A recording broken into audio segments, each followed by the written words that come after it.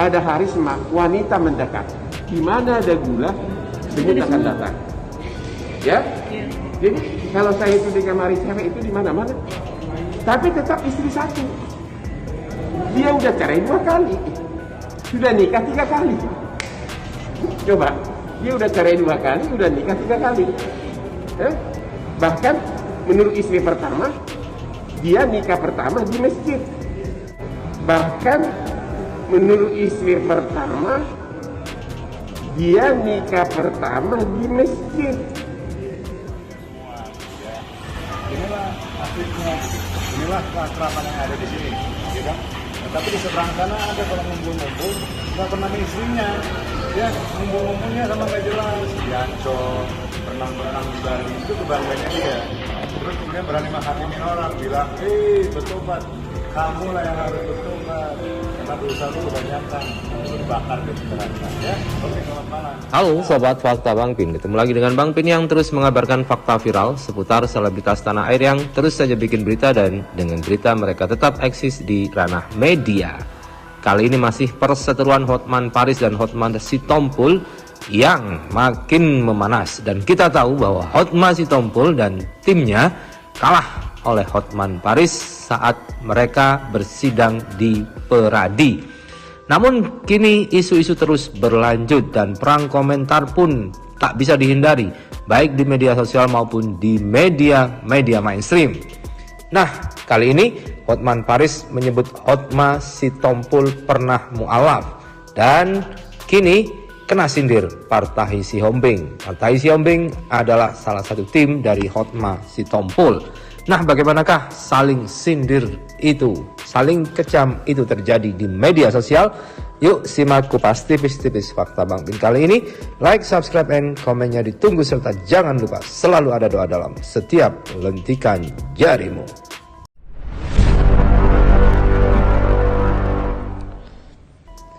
Hotman Paris Hutapea sempat mengatakan bahwa Hotman Sitompul pernah menjadi mualaf. Hal itu ketika Hotman Sitompul menikahi istri pertamanya jauh sebelum dirinya populer sebagai pengacara. Mengenai hal itu, pihak Hotman Sitompul pun menjawab melalui sahabat yang merangkap menjadi kuasa hukumnya. Partahi Sihombing mengatakan bahwa Hotman Paris kurang kerjaan, menyinggung masa lalu orang. Itu namanya Hotman itu kurang kerjaan gitu loh, ujar Partahi Sihombing saat dihubungi Detikcom. Mengenai Hotman Sitompul pernah mualaf, Partahi Sihombing mengaku tidak mengetahuinya karena pada saat itu Partahi Sihombing belum mengenal Hotman Sitompul. Saya nggak tahu karena saya belum ada waktu itu ya, waktu Hotman Sitompul nikah, dan saya pun belum berteman dengan dia. Meskipun saya sudah cukup lama berteman, kata Partahi Sihombing. Tapi dia kan married sudah beberapa tahun yang lalu kan? Saya berteman sama dia sudah 34 tahun lalu. Jadi saya tidak tahu mengenai hal itu, lanjutnya. Partahi Sihombing geram dengan sikap Hotman Paris yang dinilainya tidak memiliki etika. Sebagai advokat, Hotman Paris dianggap terlalu nyinyir. Lagian kenapa sih Hotman Paris itu rewel amat sih, bongkar-bongkar masa lalu orang dan sebagainya. Yang lalu sudahlah berlalu, yang dinilai itu adalah sekarang dan besok, tutur Partahi Sihombing.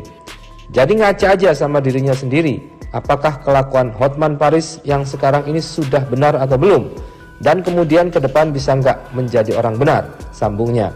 Partahi Sihombing bahkan menyindir balik Hotman Paris. Ia menyebut Hotman Paris tidak memiliki sopan santun. Selain itu, pengacara perlentia tersebut juga dinilai tidak memiliki tujuan hidup yang jelas, padahal ia sudah 61 tahun. Bukan mau bela, saya cuma mau bilang Hotman Sitompul itu umurnya sudah 72 tahun.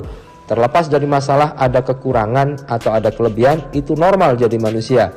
Tapi saya lihat arah perjalanan dia ke depan itu mau kemana, itu jelas, ungkap Partahi Sihombing. Sebaliknya, Hotman Paris arah hidupnya, dia itu menurut pendapat saya nggak jelas mau kemana. Kayaknya jalan yang mau dia pilih itu jalan ke neraka, jelasnya. Pasalnya Hotman Paris dianggap terlalu bersenang-senang dalam kehidupannya. Ia juga sering pamer kekayaan hingga foto bersama para wanita. Terlalu menikmati duniawi. Ajaran agama kita mengajarkan tidak begitu. Dunia itu akan berlalu cepat atau lambat. Hotman Paris akan ada tiba saatnya mempertanggungjawabkan semua yang dia lakukan dalam hidupnya dia, beber Partahi Sihombing. Coba saja lihat tuh, dia tampil dengan perempuan-perempuan, berenang-renang dan sebagainya. Ngomong dalam wawancara di TV itu malu-maluin. Pakai ngomong tamu sudah dibuka segelnya, sudah apa sih, masih perawan atau apa dan segala macam. Begitu kelakuannya sebagai lawyer, tegasnya.